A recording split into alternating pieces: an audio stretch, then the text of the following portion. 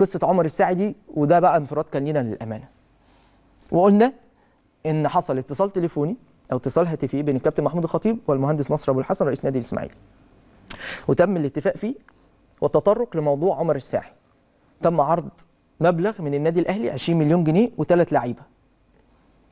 فالناس في الاسماعيلي قالوا لك لا احنا عايزين 2 مليون و500 الف دولار، مش في عمر الساعي بس، احنا عايزين ده المبلغ اللي احنا متارجتينه عشان نقدر نحل ازمه القيد. عايزين ندفع بتاع حوالي 1 مليون و500 الف دولار، والمليون او ال 500 الف دولار يا سيدي بقاش 2 مليون و500، لو الموضوع كله التوتال 2 مليون دولار فيتبقى 500 الف دولار نعرف نجيب بيهم شويه صفقات.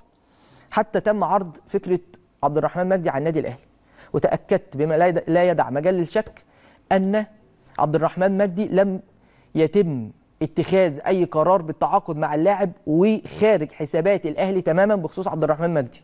فشيل عبد الرحمن مجدي من الصفقه.